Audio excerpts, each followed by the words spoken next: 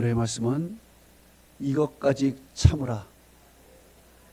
이 말씀을 들을 때 큰 은혜 받는 여러분 되시기를 축복합니다. 예수님께서 지상에서 마지막 치유 사건은 대제사장의 종 말구의 귀를 치유한 사건입니다. 이 사건의 배경은 이렇습니다. 예수님께서 십자가를 앞두시고 겟세마네 동산에 올라가셔서 기도를 하셨습니다. 기도할 때 예수님께서는 베드로, 요한, 야고보를 데리고 겟세마네 동산에 올라가셨습니다. 예수님께서는 땀방울이 핏방울이 되도록 간절히 기도했습니다. 그러나 그 옆에 있던 베드로, 요한, 야고보는 잠을 쿨쿨 자고 있었습니다. 예수님께서 두 번씩이나 오셔서 일어나라, 시험에 들지 않게 기도하라 요구했지만 그들은 말을 듣지 않았습니다. 말 듣지 않냐고 그저 쿨쿨 잠을 자고 있었습니다.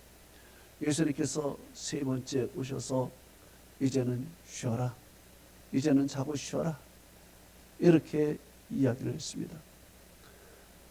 이때 가룟 유다라는 제자가 유대인과 장로들과 성전 경비병들을 데리고 예수님을 잡으러 온 것입니다. 이제 예수님을 잡으러 올 때 제자들이 잠에서 깨었습니다. 그리고 베드로가 지니고 있던 칼을 휘둘러서 대제사장의 종 말구의 귀를 잘라버린 것입니다. 예수님께서는 그 말구의 귀를 주어서 다시 붙여주고 예수님은 이렇게 말씀했습니다. 이것까지 참으라. 이것까지 참으라고 말씀하셨는데, 그러면 이것까지 참으라는 말씀을 통해서 우리에게 주시는 교훈은 무엇이었는가? 첫째로 순간의 감정을 잘 관리하라는 것입니다.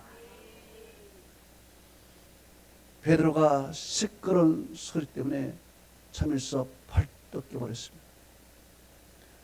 그리고 일어나 보니까 무리들이 예수님과 시비한 예수님을 체포하는 것입니다. 그때 베드로가 예수님께 이렇게 물었습니다. 누가복음 22장 49절에 주여 우리가 이들을 칼로 치리까 물었습니다. 이렇게 예수님께 물었으면 예수님이 답변을 바꿔서 행동을 했습니다. 그러나 질문을 했는데 예수님께서 답변을 하기 전에 그만 소리 먼저 간 것입니다. 소리 칼에 먼저 가서 칼을 휘둘러버린 것입니다. 욱하는 감정이 올라온 것입니다. 그래서 말구의 귀를 떨어뜨린 것입니다. 여러분, 귀가 떨어뜨리기 위해서 다행이지 조금만 잘못하면 목을 칠 뻔한 것입니다. 이것은 엄밀히 말하면 살인 미수가 되는 것입니다. 이 살인 미수로 인해서 그는 현행범으로 체포가 되고 예수님과 함께 책찍맞고 예수님과 함께 곁에서 십자가에 달려 베드로는 그런 죽는 상황이십니다. 또한 공적인 일을 막은 업무방해인 것입니다. 대제사장이 결의를 해서 예수를 체포하려고 하는데 그를 집행하러 가는 성전 경비병 또는 그 종들을 업무를 방해했으니 이것은 큰 죄가 된 것입니다. 살인미수죄, 업무방해죄, 여러 가지 죄를 덮었으면 베드로는 살아남을 수가 없는 것입니다. 그 자리에서 현행법으로 체포하고 예수님과 함께 책찍맞고 예수님 곁에 십자가의 곁에서 죽고 베드로는 옷도 피기 전에 죽는 것입니다. 베드로는 사역을 하기도 전에 그는 죽는 것입니다. 예수님께서 빨리 귀를 주어서 그를 붙여줘서 모든 일을 다 수습했기에 다행이지, 만약 그런 수습이 없었으면 베드로는 정말 오늘의 베드로가 있을 수가 없는 것입니다. 이렇게 예수님께서 모든 수습을 하시고 그리고 이렇게 말씀했습니다. 마태복음 26장 52절에 칼을 도로 네 집에 꽂으라. 칼을 가지는 자는 칼로 망하리라 말씀했습니다. 예수님께서 아마 질문했을 때 이 말을 했을 것입니다. 칼을 도로 네 칼집에 꽂으라. 칼을 가지는 자는 칼로 망한다. 아마 이 말을 하려고 했을 것입니다. 근데 이 말을 듣기 전에 그는 욱하는, 감정적인 욱한 마음으로 칼을 잡고 그냥 휘둘러 버린 것입니다. 이 엄청난 사고를 저지른 것입니다. 영어에 홀던이라는 것이 있습니다. 누가 전화했을 때 기다리세요. 홀던. 홀던. 자, 이 홀던이라는 것이, 홀드라는 것은 여러분이 잘 다시피 붙잡는다는 것입니다. 온이라는 것은 딱 달라붙은 전치사인 것입니다. 그렇기 때문에 홀던이라는 것은 이 홀드와 온이 합쳐서 홀던이 된 것인데, 이 말은 딱 달라붙어서 딱 붙들고 있다는 것입니다. 그러면은 여러분, 사람이 누군가가 딱 달라붙어서 딱 붙들고 있으면 어때요? 옴짝달싹 못하죠. 하고 싶어도 아무것도 못해 깜짝 있었죠. 이 말이 확장이 돼서 기다리라, 움직이지 마라. 예, 나쁜 거죠. 그래서 베드로는 예수님께서 딱 붙들고 꼼짝 마라, 손 움직이지 마라 하기 전에 자기가 먼저 손을 내밀고 칼을 잡고 휘둘러버린 것입니다. 기다려야 했어요.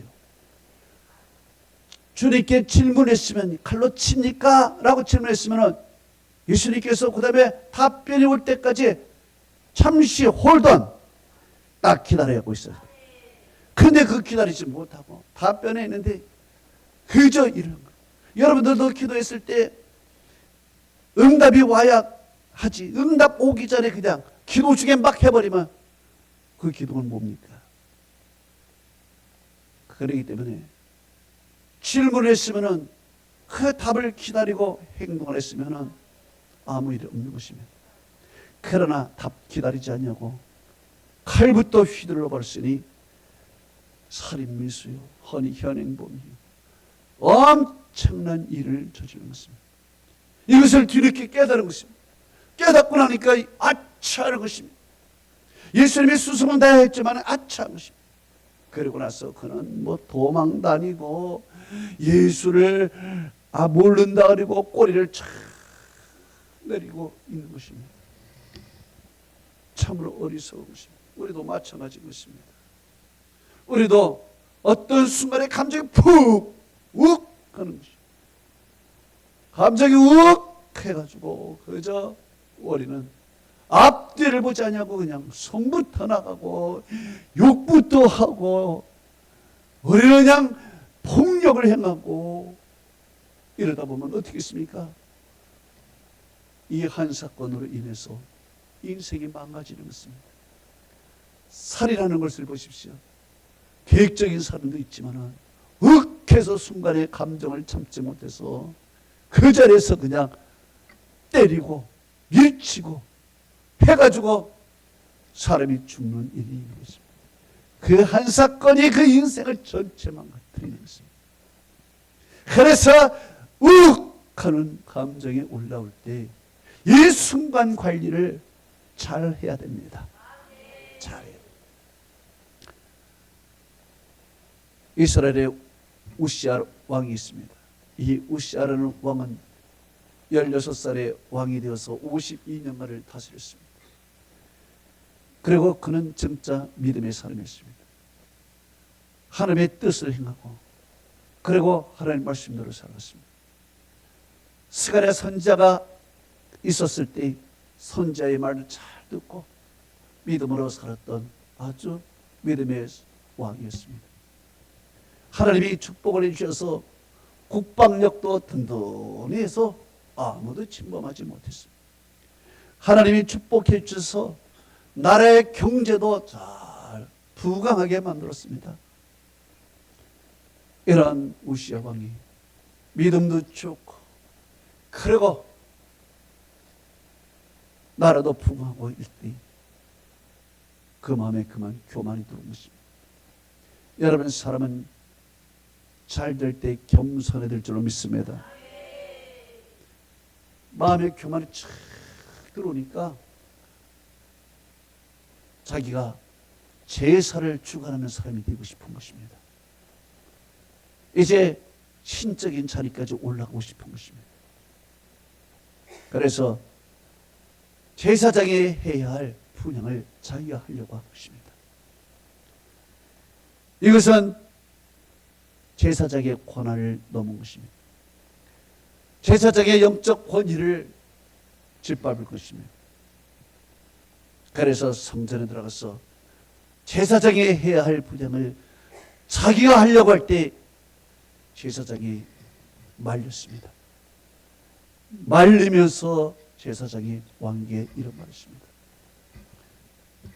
역대하 26장 18절에 이렇게 얘기했습니다. 왕이여, 여호와께 분향하는 일은 왕이 할 바가 아니오 오직 분향하기 위하여 구별받은 아론의 자손 제사장들이 할 바니 성소에서 나가소서.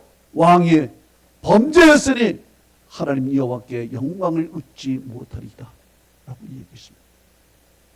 그럼 이 말을 듣고 깨닫고 아차하고 실수를 인정하고 물러가면 좋은데 성경은 이렇게 기록하고 있습니다. 19절에 우시야가 손을 내밀어 향단을 잡고 분향하려다가 화를 내니 제사장들에게 화를 낼 때에 여호와의 전안 향단 곁 제사장들 앞에서 그의 이마에 나병이 생기는지라. 성경은 기록했습니다. 이 나병이라는 것은 신의 저주병입니다.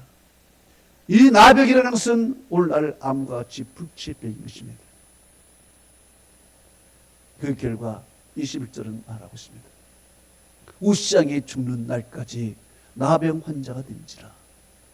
그가 나병 환자가 되니 여호와의 성전에서 끊어지고 별궁에 살았으며 그 아들 요담이 왕궁을 관리하고 백성을 다스렸더라.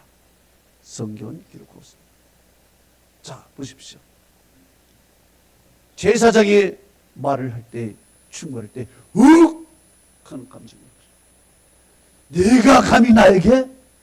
욱! 하는 감정이 올라오고 있습니다. 그리고 화를 내버린 것입니다. 제사장에게 화를 내버린 것입니다.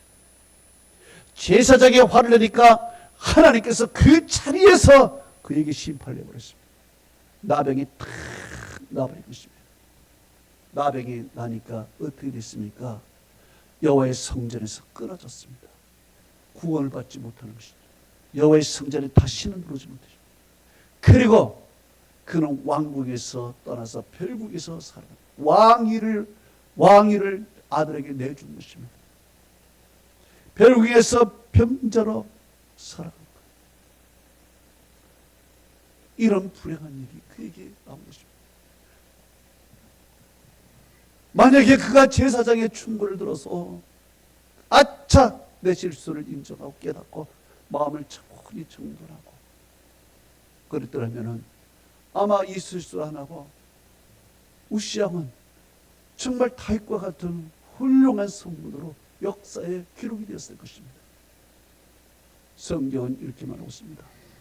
잠언서 19장 11절에 노하기를 더디하는 것이 사람의 슬기요 허물을 용서하는 것이 자기의 영광이니라. 그래요. 우리에게는 욱하는 순간 관리, 이거 관리를 잘해야 됩니다. 네, 순간에 욱할 때요, 5초만 삼으십시오. 다 5초만. 할렐루야. 손부터 나가면 안 돼. 그때는 눈부터 감아야 돼. 눈부터 감고 하나님의 말씀을 묵상해야 돼. 할렐루야. 두 번째, 이것까지 참으라. 이 말은 온유한 자가 되라. 베드로는 성격이 거친 다혈질적인 성격을 가지고 있었습니다. 그는 시끄러운 소리에 잠에서 깨어난 것입니다. 막 혈기를 부린 것입니다. 그는 감정 기복이 아주 심한 사람이었습니다. 감정 기복이 심했기 때문에 그는 주는 그리스도시요 살아계신 하나님의 아들하고 믿음의 고백을 하고 믿음의 모습을 보였지만은 예수님께서 이내 내가 이제 죽겠다 죽음을 예언하니까 그 자리에서 그는 혈기하는 것입니다. 그리고 성경은 예수를 붙들고 항변하고 주여 그리하지 마소서 주께 이런 일이 미치 아니하리다 라고 마태복음 16장 22절에 기록하고 있습니다. 여기에 예수를 붙들었다 그것은요 힘으로 예수를 제압했다는 뜻입니다. 아마 제압했을 때 멱살을 잡았을지도 몰라요. 그 어깨를 잡고 예수님 정신 차리세요. 예수님을 흔들어댔을지도 모르겠습니다. 아주 어부리니까 힘이 얼마나 좋겠습니까? 그 힘으로 예수님을 붙드는 것입니다. 항변했다 그랬습니다. 이것은 꾸짖었다는 것입니다. 예수님을 꾸짖는 거예요. 어찌 그런 얘기를 합니까? 어찌 뭐 이러면서 예수님을 꾸짖는 거. 정신 차리세요. 정신 차리세요. 이렇게 한 것입니다. 감정 기복이 아주 심한 거예요. 금방 조그맣게는 천사처럼 신앙 고백을 했는데 지금은 마귀처럼 예수님의 사역을 하는 것입니다. 그러니까 예수님께서 사탄아 물러가라 말씀하신 것입니다. 이런 감정 기복이 있고 절제가 안 되는 베드로가 세월이 지나서 많은 고난과 어려움 속에서 그는 변하기 시작합니다. 변하면서 그는 자기가 베드로후서 3장 8절에 이렇게 기록했습니다. 사랑하는 자들아 주께는 하루가 천년 같고 천년이 하루 같다는 이 한 가지를 잊지 말라 말씀했습니다. 자, 이 말씀은 하루를 살더라도 천년같이 살라 이거야. 천년같이. 여러분 하루를 살더라도 천년같이 살면은 여유가 얼마나 많습니까? 내가 천년을 사는데 뭐 그렇게 닥달하고 그렇게 막 이 한마디 때문에 머리를 싸매고 살아갑니까? 사람이요 그저 당장 이 순간을 바라보는 것은요 오늘이 전부라고 생각하기 때문에 그래요. 그저 오늘이 전부라고 생각하고 가기 때문에 그냥 거기에 매달리는 거예요. 그러나 내가 천년을 지금 살고 있으면 이 모든 일들은요 그저 한 부분에 지나지 않아요. 내 고난도 그저 인생의 한 부분이야. 어려움도 한 부분이지 이 한 부분이 내 인생을 망쳐치지 않는 하루가 여러분 천년을 망가뜨려서는 안 되겠죠. 하루가 예? 천년같이 살아. 이 천년같이 살아가는 사람은요 여유가 있고 온유하고 친절하고 유연한 거예요. 그래서 그거 나중에 보니까 천년같이 뭘 보더라 천년을 내다보는 거야. 천년을 내다보고 일을 하고 천년을 내다보고 살아가니 오늘 하루하루가 뭐가 그렇게 내가 급해요. 오늘 하루가 내가 뭐가 그렇게 칼을 쓸 일이 있어. 오늘 하루 내가 무슨 화날 일이 있냐고. 오늘 하루 때문에 내 인생이 뭐 망가질 일이 있다고. 천년을 사는 거야. 천년을 내다보는 거예요. 여유 있는 거예요. 온유한 사람인 거예요. 그리고 그는 베드로후서 3장 13절에 이렇게 말하고 있습니다. 우리는 그의 약속대로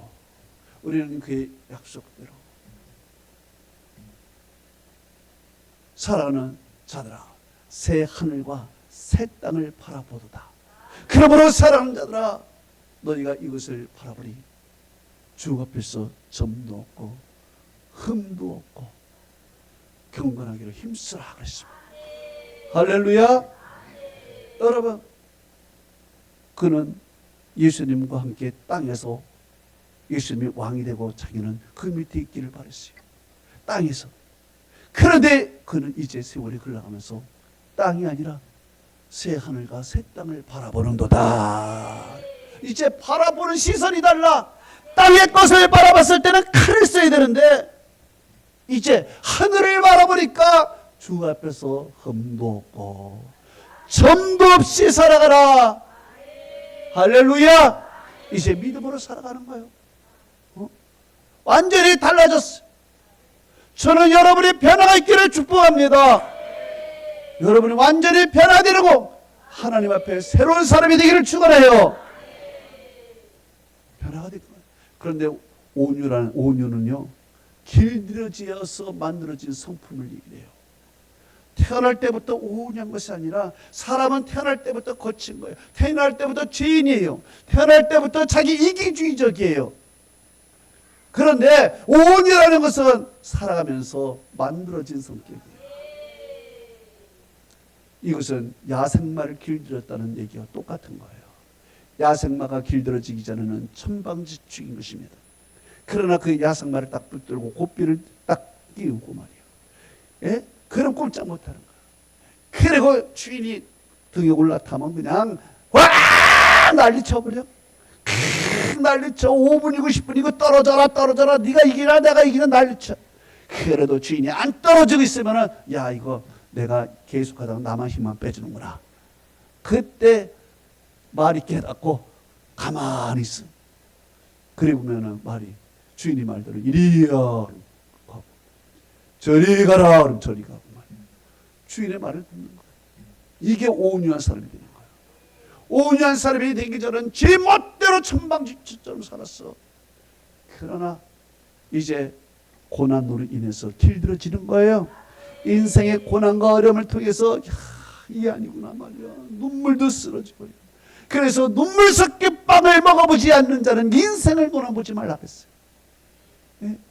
눈물 섞인 빵을 먹어보지 않고는요 인생을 논하지 말아야 돼요. 이렇게 눈물 섞인 빵을 먹어보고서야 겨우 마음이 온유해지는 거예요. 부드러워지는 거예요. 성경에 온유한 사람이 두 분이 나옵니다. 이 사람은 온유하다. 바로 예수님과 모세가 온유하다 그랬어요. 이 사람을 두 사람을 온유하다 그랬는데 예수님께서는 이런 말씀을 했습니다. 마태복음 11장 28절에서 30절에 수고하고 무거운 짐진 자들아 다 내게로 오라. 내가 너희를 쉬게 하리라. 나는 마음이 온유하고 겸손하니 내 멍에를 베고 내게 배우라. 그러면 너희 마음이 쉼을 얻으리니 이는 내 멍에는 가볍고 내 짐은 가벼우니라 그랬습니다.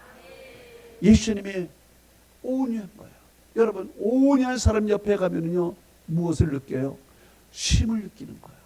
온유한 사람 옆에 가면은 부담이 덜어지는 거예요. 그래서 수고하고 무거운 짐자들아 다 내게로 오라. 내가 너희를 쉬게 하리라. 멍에를 내려놓는다는 거예요. 왜? 그분 가면은 편안해. 온유한 사람 가면은 편안하고 온유한 사람 가면은 마음이 부드러워지는 거예요. 왜? 친절하고 온유하고 따뜻하니까. 그러니까 하는 거예요. 예수님의 그런 평안함과 그런 것이 하는 거예요. 그런데요, 이 온유함은 거저 만들어진 것이 아니라 그렇지. 온유한 것은 고통을 통해서, 고난을 통해서 만들어진 성품이라는 거예요. 그래서 아직 여러분 온유한 성품이 안 되고 아직 만들어지지 않으면 인생 아직 눈물 섞인 빵을 덜 먹어본 거예요. 아직 인생을 덜 경험한 것입니다. 예수님의 초기 사역을 보십시오. 예수님의 초기 사역을 보면 불같은 사역이었습니다. 시작할 때 예수님께서는 광야에서 마귀와 싸웠고 마귀와 싸워서 절대로 지지 않았습니다. 그리고 사람을 보더라도 그 병마를 쫓아냈습니다. 그리고 예수님의 말씀에 권세에 있어서 사람이 두려워했습니다. 예수님의 초기 사역은 전투적인 사역이었어요. 공격적인 사역이었어요. 예? 그저 돋지 않는 사역이었습니다. 그런데 예수님의 사역 후반부로 들어와서는 예수님은 공격적이고 전투적인 사역에서 이제 당하는 사역. 이제는 당하면서 참고 약해지고 인간적인 모습도 보이고 울기도 하시고 배고파하기도 하시고 예수님은 인간적인 모습으로 착합니다. 그리고 십자가 앞에 있을 때는 지극히 인간적인 모습으로 고난을 피하게 해달라고 기도를 하고 참 부드러워졌어요. 이제 예수님의 사역은 군중을 대상으로 한 사역에서 십자가를 갈수록 군중들은 떨어지고 12제자의 중심적으로 가는 거예요. 12제자의 중심적으로 가면서 한 사람 한 사람 12명을 하나하나 키워가는 것입니다. 예수님의 사역이 변해요. 공격적이어서 이제 모든 공격을 맞는 거예요. 십자가 당하는 거예요. 그러면서 예수님의 마음이 넓어지고 품어지고 그러면서 그 곁에서 예수님 품에 안기는 요한도 생기는 것이고 마지막에는 십자가에서 팔을 벌리면서 온 인류를 품어주고 사랑의 기도를 하면서 운명을 하신 거예요. 할렐루야. 이렇게 여러분 예수님도 그런 모습으로 변했습니다. 우리는 신앙생활하면서 어떤 모습으로 변하는가? 아직 내가 온유하지 못하는가 말이야. 아직도 내가 거친가? 아직도 내가 욱하는 감정으로 살아가는가? 이거는 아직도 겪어야 할 고난이 더 많다는 얘기예요. 두 번째는요, 모세가 온유하다 그랬어요. 성경은 모세는 지면에서 온유한 자라고 민수기 22장 3절에 말씀하고 있습니다. 모세도 젊었을 때는 어땠습니까? 자칭 해결사였습니다. 자칭 해결사이기 때문에 내가 왕자의 신분을 갖고 유대인의 문제를 내가 해결하리란 말이에요. 그래서 유대인의 문제를 해결하기 위해서 애국인을 죽이고 파묻어 버린 것입니다. 자칭 해결사예요. 사람을 죽여서라도 문제를 해결하려고 하는 폭력적이고 강력한 리더십을 갖고 있는 모세였습니다. 만약에 이런 모세가 왕이 됐다면 어떤 왕이 됐을까요? 폭군이 됐을 것입니다. 사람 죽이는 것 아무렇지도 않는 폭군이 됐을 것입니다. 그러나 하나님께서는 그를 왕으로 삼지 아니하시고 광야로 쫓아내버리십니다. 광야에 40년을 있으면서 그는 이제 고난 가운데 온유한 사람으로 하나님께서 만들어가기 시작하는 것입니다. 양을 키우면서 생명의 존중함을 그가 배우는 것입니다. 여러분, 양 한 마리 한 마리 얼마나 그 목자가 생명이 귀중합니까? 한 마리 날 때마다 닦아주고 생명의 존중함을 또 양에게 좋은 풀을 먹이기 위해서 이끌어가는 선한 목자로 만들어가는 거예요. 이런 40년의 광야 생활에서 그는 온유한 사람, 사랑의 사람, 진정한 목자로 만들어가. 이제 인간적인 모습이 다 떨어져요. 폭력적인 것이 없어졌어요. 이제 숨이 다 사라져버렸어요. 그때 하나님이 부르신 거야. 이제 숨이 다 꺼지고 이제 다 인간적인 힘이 다 빠졌을 때 불러요. 하나님이 불러서 사명을 주니까 너무 겸손해서 그런지 모르지만 겸손을 넘어 자기 비하를 하는 거예요. 하나님, 나는 못해요. 나는 과거의 사람이 아니에요. 나는 말도 못해요. 나는 나이도 많이 먹었어요. 나는 능력도 없어요. 모든 것이 정말 겸손을 넘어 자기 비하를 하는 거예요. 이런 하나님, 이런 모세를 우리 주님이 사명을 줘서 강하게 가라는 거예요. 그래서 갔어요. 바로 앞에서 하나님이 하라는 대로만 하는 거야. 하나님의 명령을 받고 그냥 하나님이 하라는 거예요. 그래서 이스라엘 백성들을 이끌어 나온 것입니다. 이끌어 나서 그 200만이나 되는 이스라엘 백성들을 이끌어 가는데 잠을 못 자. 밤낮으로 주의 일을 하는 것입니다. 주의 일을 불평 없이 주의 일을 해. 정말 힘이 걷도록 주의 일을 해. 너무 주의 일을 하다 보니까 마음에 번아웃이 오는 거예요. 너무 번아웃이 오는 거예요. 쉬지도 않고 일을 하니까 번아웃이 와가지고 이제 주여, 내가 이제 더 이상 이게 백성들 이끌어가지 못하게 됐으니 어떡합니까? 힘이 들어요. 한 거예요. 저기 여기 있는 선 목사도요, 힘들 때가 많아요. 친구 목사 얘기 들으면요, 엊그저께도 얘기 들어요. 친구 얘기 들어요. 자기는 1년에 한 달씩 안식을 갖는다는 거예요. 원래 목사는 안식년이 있거든요. 안식년인데 안식년을 못하니까 안식월을 갖는다. 1년에 한 번씩 안식월을 갖는다. 그냥 생각 없이 가서 기도원에 어디 가가지고 자기의 영적 충전하고 돌아와. 1년에 한 번씩. 참, 좋겠다.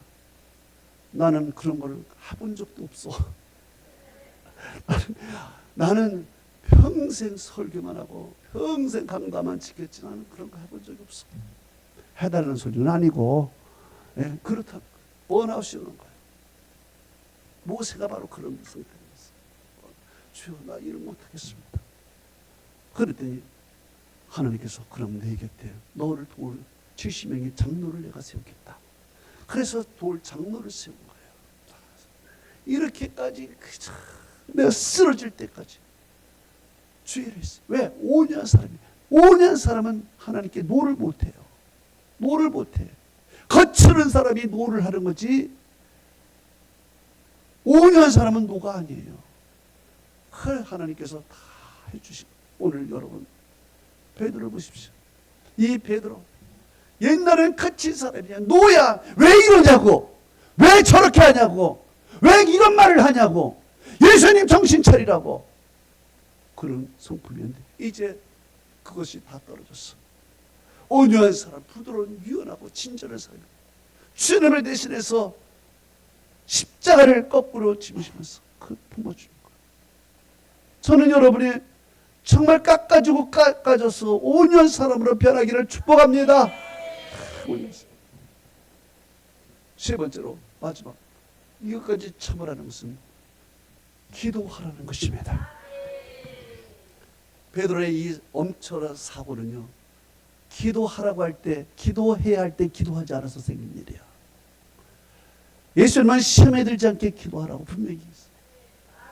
그 전에 사인을 준 거야, 기도하라고.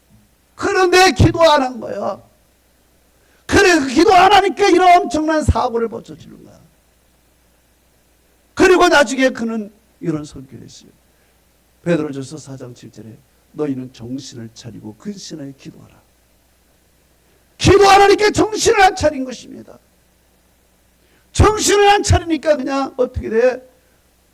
혈기가 나가는 것이지, 칼을 쓰는 것이죠. 뭐 정신을 못 차서 그러고. 그리고 근신하여 기도하라. 근신이라는 것은요, 취하다는 뜻이에요. 뭐에 취해? 술에 취한 거예요. 잠에 취한 거예요. 재물에 취한 거예요. 세상 유혹에 취한 거예요. 뭔가 취해서 사는 거예요. 예? 그러니까 막 사고를 저지르는 거죠. 취해서 살아버리니까. 정신을 안 차리는 거예요. 뭔가가 자꾸 취해 있는 거예요. 그래서 살아가는 것입니다. 주님은 분명히 사고 당하기 전에 기도하라고 사인을 준 거예요. 2번씩이나. 여러분, 주님이 기도하라고 사인 줄 때가 언제냐? 첫째로는요, 육신이 피곤할 때 그것은 기도하라는 사인입니다. 육신이 피곤할 때 기도하는 사람이야. 왜? 육신이 피곤하면 영적으로 무뎌지는 거예요. 육신이 피곤하면 쉬라는 소리가 아니라 그때가 위험하다는 거예요. 그래서 우리가 육신이 피곤하면 교회도 오늘 쉬자, 뭐 기도, 아니에요. 그게 위험한 거야. 그게 사탄이 역사하는 거예요. 육신이 피곤하다고 쉬어서는 안 되는 거예요. 기도는 이 육신이 피곤하다. 그거는 기도하라는 사인이 빨간불이 들어온 거예요. 영적으로 무뎌진 거니까. 무뎌지니까. 예? 둘째는요, 정신없이 바쁠 때 그때 기도하는 사인이야. 바쁠 때. 아, 바쁘니까 다음에 할게. 아니요. 그때가 실수예요. 바쁠 때 이성적으로만 행동하고 감정적으로만 행동하는 것입니다.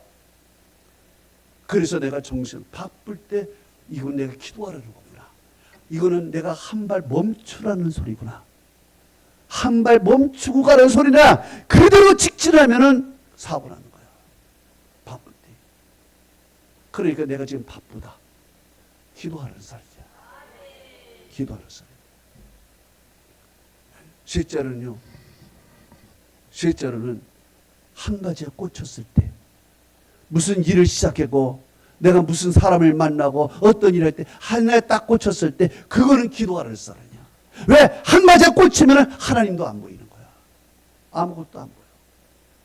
이건 기도하는 사람. 내가 무슨 일을 시작하고 어떤 사람을 만나고 내가 한 가지에 집중하고 있을 때, 아, 이거는 내가 기도하는 사람. 할렐루야. 이거 기도해야 돼. 하나님도 안 볼 수가 있는 것입니다. 내가 요 말은 일부 예배 때 못했어. 까먹어서.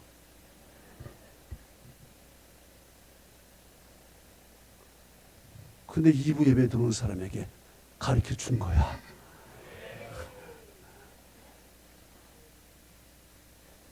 네 번째 마지막은요, 주님의 사랑과 인정을 받을 때 이게 기도하라는 사인이야. 주님의 사랑과 인정을 받으면은 야 됐다가 아니야. 그게 위험한 거야. 그게 위험한 거야. 인정을 받아서 다른 제자는 산 밑에 있고 베드로, 요한, 야고보는 예수님이 기도하는 자리까지 올라간 거예요. 그리고 여기서 기도하라고 같이 데려간 거예요. 그럼 기도하는 장소에 내려갔으면 기도해야 될 거 아니야. 근데 기도 안 하는 거예요. 왜? 옆에 나 대신 위에서 기도하는 예수님이 있으니까. 뭔가가 있으니까 기도 안 하고 있는 거예요. 여러분, 기도의 장소에 왔으면 기도해야지. 세상 사람 놔두고 여러분 이곳에 주님이 이곳에 데리고 왔으면 여러분 하나님 앞에 기도해야지. 이곳에 와서도 기도 안 하고 말이야. 세상 사람들 다 텔레비전 볼 때 여러분 이곳에 데려가서 말씀을 듣고 예배드렸으면 열심히 얘기를 말씀을 들어야지. 왜 여기서 잠에 취해서 자고 그래? 여기서 뭘 취해서 그렇게 자고는 거야? 이게 나 실수하는 거예요. 이게 실수하는 거야. 정신을 차리고 근신하여 기도하라. 이곳에 데리고 왔으면 하나님이 특별히 여러분을 이 살아계서 이곳에 데려왔으면 이곳에서 말씀을 쫙 듣고 이곳에서 정말 해야지. 이곳에서도 그냥 이게 되겠는가 말이야. 안 된다는 거예요. 정신을 못 차리는 거예요. 이거 실수하는 거예요. 이게 잘못하는 거예요. 하나님의 사인이 오는 거예요. 언제? 육신이 피곤할 때, 언제 바쁠 때, 언제 뭐 하나에 꽂혀 있을 때, 언제 주님의 사랑을 받을 때, 나는 교회 다닌다, 일주일에 한 번씩 내가 예배 드린다. 이게 위험한 거야. 이때가 교회 다니는 것으로 성전에 왔다, 기도하는 자리에 왔다는 게 중요한 게 아니라니까. 기도하는 자리에 왔으면은 기도해야지. 자리에 왔다는 자체만으로 평안을 잠자는 거예요. 이게 실수야. 이게 사고야. 결론을 냈습니다. 이것까지 참으라. 언제까지 참아야 되니까? 끝까지 참아요. 너 끝까지. 끝까지 참는 거예요. 참지 않으면요, 순간 감정이 욱하는 감정, 이거 순간 관리를 잘해야 돼. 그래서 순간에 감정이 올라갔을 때 입부터 벌리고 손부터 나가지 말고 그때는요 눈부터 감아야 돼.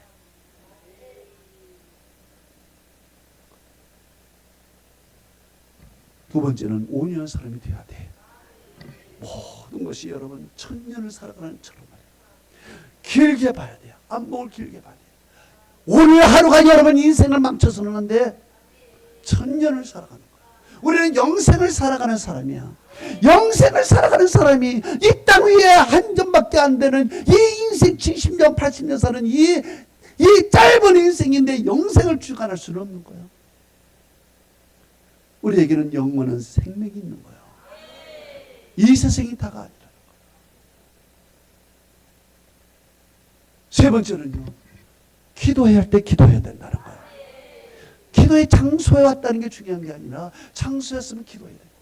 예배당에 왔으면 예배 잘 드리고 말이야. 기도할 때 사인을 줘. 하나님께서 육신에 피곤하다 쉬라는 것이 아니야. 너는 그때 기도해야 된다. 바쁠 때 열심히 살라는 게 아니야. 한 발 멈추고 가라. 기도하라는 거야. 꽂혀 있을 때 너 하나님도 안 보이니까 잠시 하나님 둘러보고 하늘도 보라는 거야. 응? 기도의 장소 왔을 때 자지 말라는 거야. 그때 주님 정신을 차리고 하나님 말씀을 들으라는 거야. 그럼 사고가 안 되는 거야. 망하지 않아. 칼을 쓰지 않아. 칼을 쓰는 자는 망하나. 우시아같이 되질 않아. 할렐루야. 하나님 나라 축복이 함께 하기를 축원합니다.